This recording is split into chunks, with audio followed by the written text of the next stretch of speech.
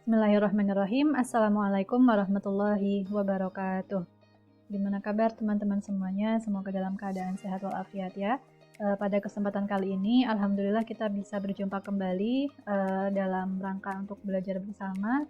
Dan pembahasan kita kali ini mengenai pengantar akuntansi. Topiknya adalah tentang persediaan barang dagangan. Baik, sebelum kita mulai kepada menuju pembahasan materi terkait persediaan barang dagangan, atau nanti untuk selanjutnya kita singkat sebagai PBD ya, kita mulai dulu dengan bersama-sama membaca basmalah. Bismillahirrahmanirrahim. Baik, untuk teman-teman yang berada di kelas pengantar akuntansi A dan pengantar akuntansi B yang saya ampu, teman-teman sudah mendapatkan satu artikel, yaitu sebagaimana yang sudah teman-teman lihat di depan ini ya, evaluasi penerapan sistem pengendalian internal untuk persediaan barang dagangan pada PT Laris Manis Utama Cabang Manado, yang ditulis oleh Widya Tamodia. Nah, ini yang ditulis oleh Widya Tamodia, artikel ini saya lampirkan dengan tujuan supaya teman-teman bisa lebih memahami secara konkret gitu, studi kasusnya itu bagaimana terkait dengan persediaan barang dagangan seperti itu. Kemudian ini adalah materi yang akan saya sampaikan kepada teman-teman, jadi materi pengantarnya gitu ya mengenai persediaan. Oke, beberapa pembahasan kita. Yang pertama mengenai definisi dan klasifikasi persediaan. Kemudian setelah itu sistem pengendalian persediaan. Kita sudah mempelajarinya di pertemuan sebelumnya mengenai akuntansi di perusahaan dagang ya. Yaitu kita mengenal ada sistem pencatatan periodik dan perpetual. Kemudian setelah itu kita membahas juga mengenai arus harga pokok atau beban dari persediaan.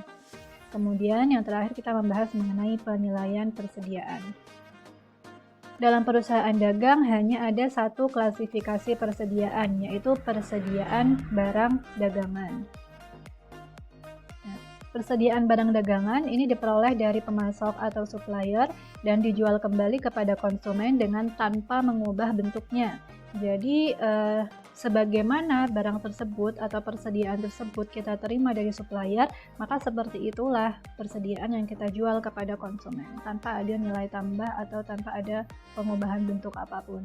Kemudian persediaan barang dagangan di perusahaan dagang ini juga merupakan sumber utama pendapatan perusahaan dagang.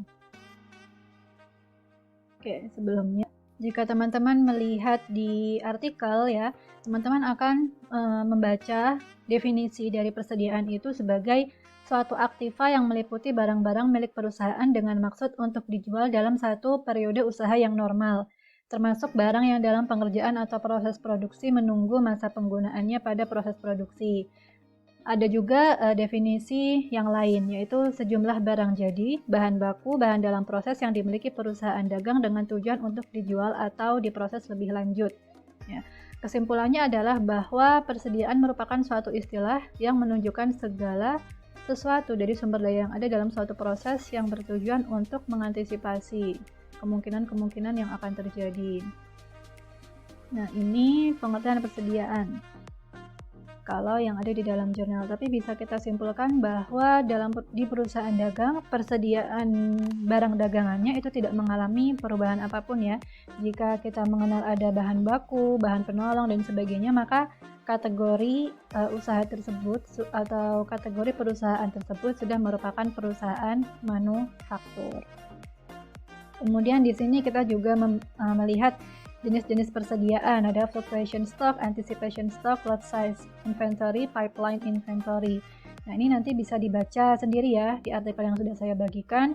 Kemudian biaya-biaya persediaan atau beban-beban persediaan diantaranya adalah beban-beban terkait dengan pembelian ya.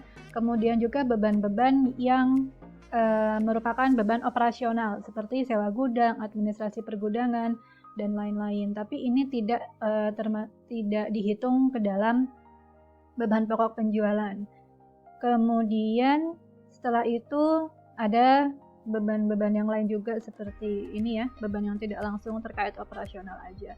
Sementara kalau di perusahaan dagang kemarin kita sudah belajar mengenai beban pokok penjualan atau BPP, yang include gitu di dalam BPP adalah terkait dengan pembelian.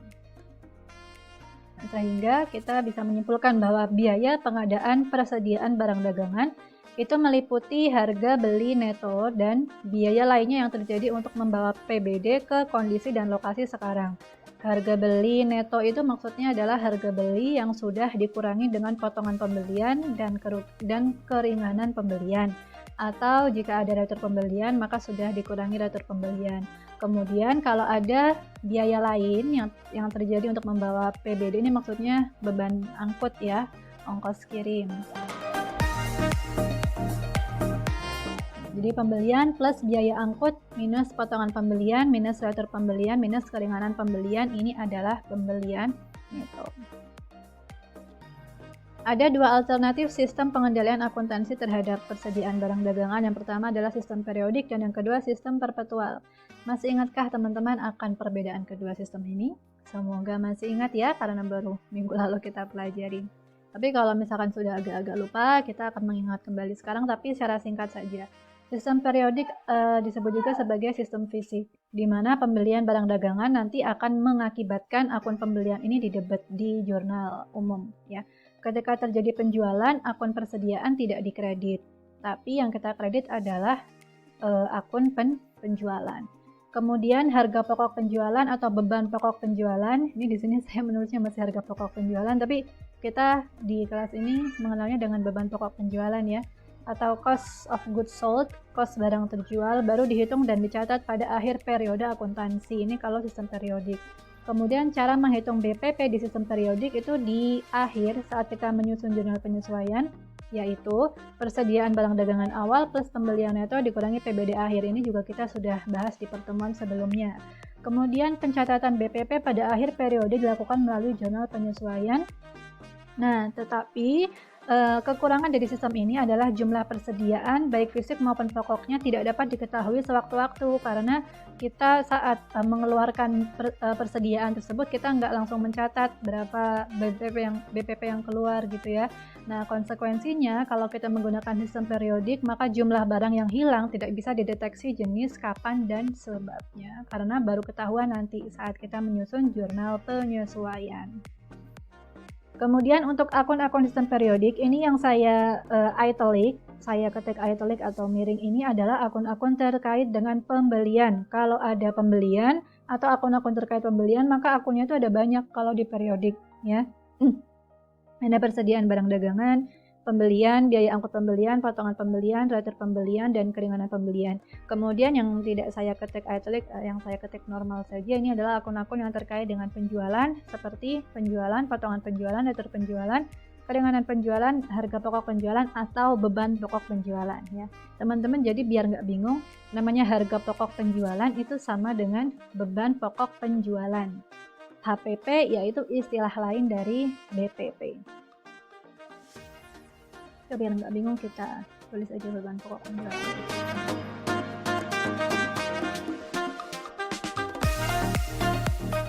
Sama aja sebenarnya, mau pakai istilah yang mana aja boleh, yang penting hitungnya benar. Kemudian setelah itu sistem perpetual. Nah, sistem perpetual saat ada pembelian barang dagangan maka didebet ke akun PBD. Kemudian ketika terjadi penjualan, akun BPP kita debet dan akun PBD dikredit sebesar biaya perolehan.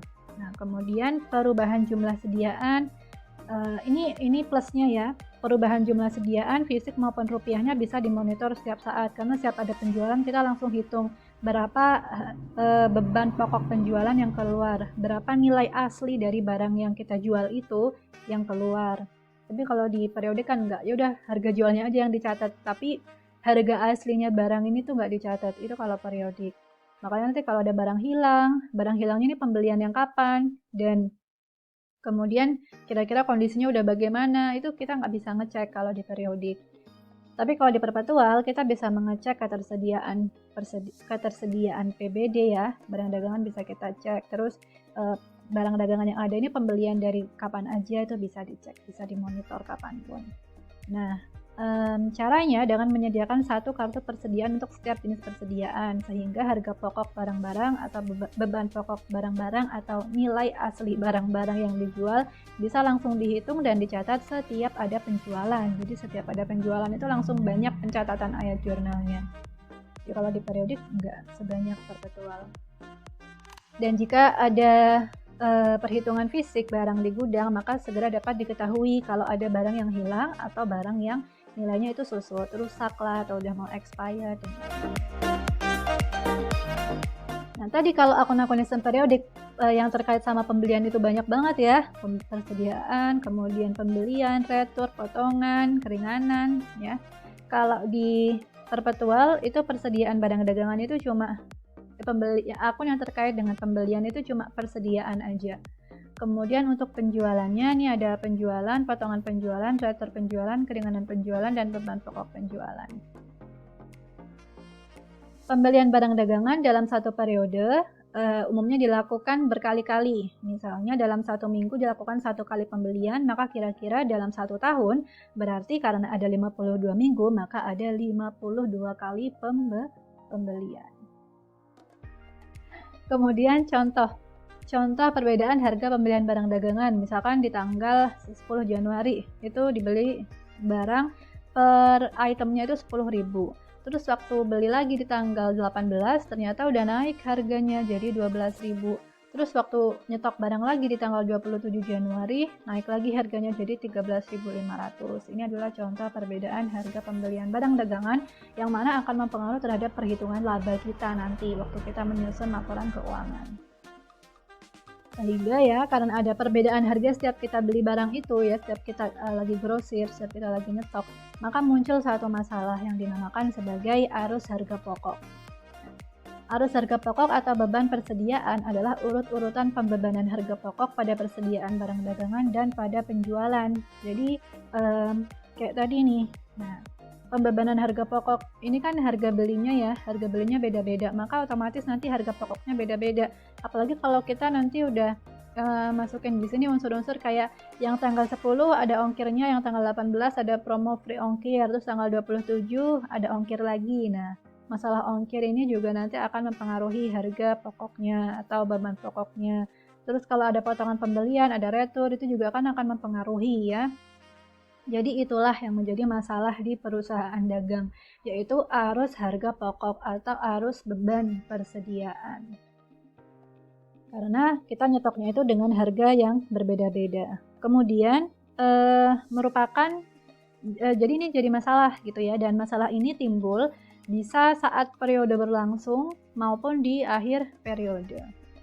Saat kita mau ngecek barang di tengah-tengah tuh kita bisa harus mikir dulu gitu, ini tuh barang pembelian kapan, atau di akhir periode ini sisanya ini pembelian kapan ya. Jadi masalah arus harga pokok atau beban persediaan ini bisa muncul sewaktu-waktu. Kemudian letak permasalahannya adalah pada saat menghitung BPP dan juga harga pokok barang ya, beban pokok barang yang masih tersisa pada akhir periode kalau di sistem periodik. Karena di sistem periodik kita harus ngecek nih yang barang yang sisa yang belum terjual tuh kira-kira barang yang kita beli kapan dengan harga berapa setiap itemnya. Kemudian untuk mengatasi hal tersebut, maka kita melakukan yang namanya metode penilaian persediaan yang sesuai dengan arus fisik barang gitu. Nah, metode penilaian ini berpengaruh pada laba atau rugi yang dilaporkan di laporan laba rugi dan nilai persediaan barang dagangan di neraca. Metode yang paling ideal adalah metode yang sesuai dengan arus fisik barangnya, yang ya udah real gitu. Jadi barang ini langsung pas dibeli langsung dikasih keterangan ini.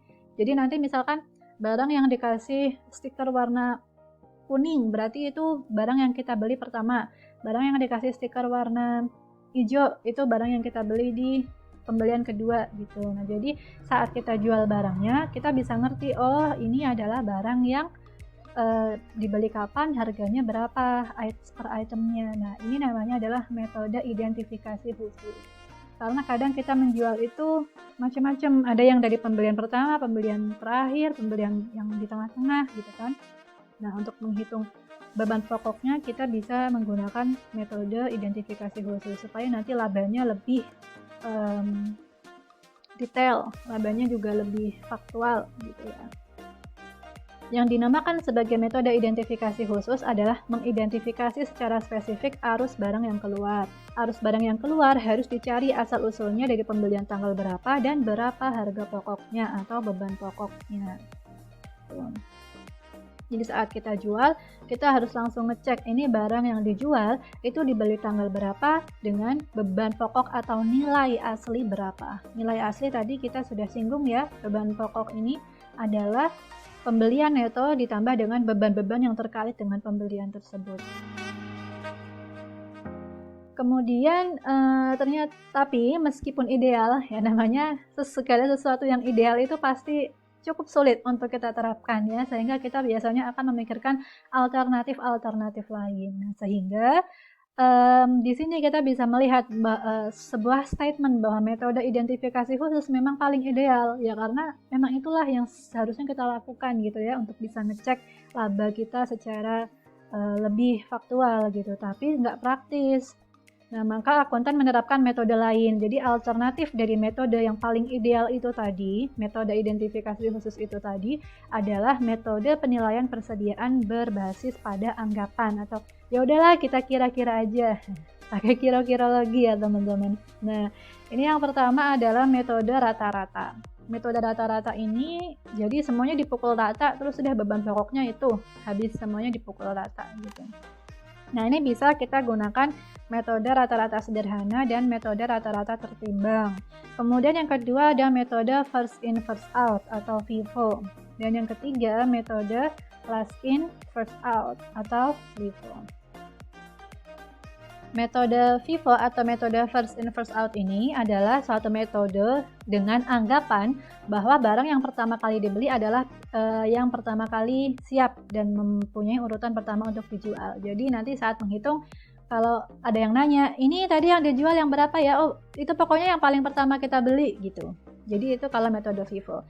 Nanti misalkan pembelian pertama udah habis, baru nanti pembelian, berarti itu pembelian yang kedua kalau stok yang pertama udah kita jual sampai item terakhir gitu ya.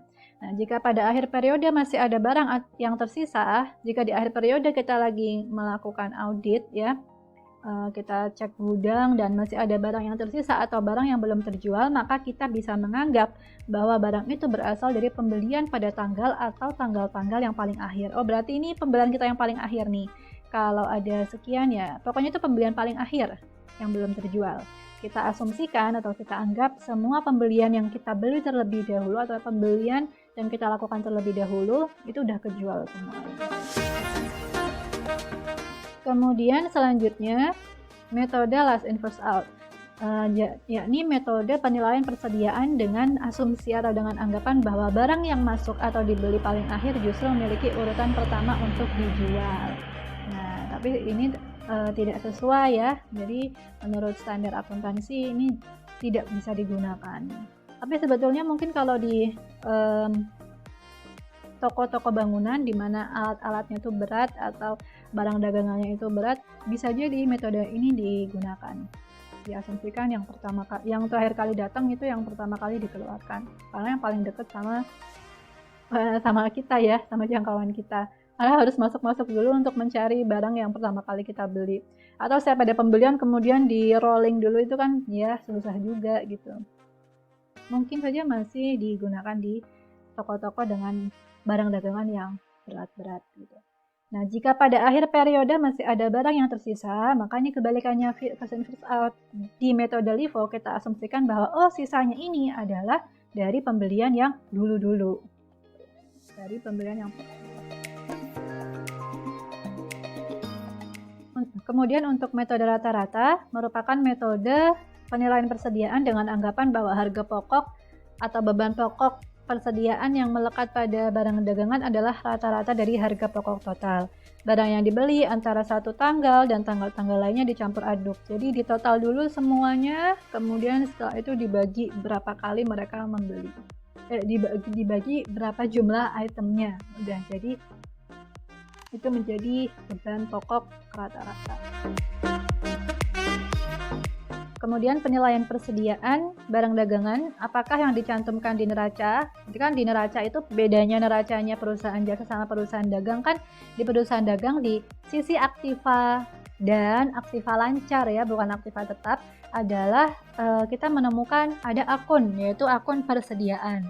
Nah, apakah di situ yang kita cantumkan merupakan nilai dari beban pokok penjualan atau nilai lainnya?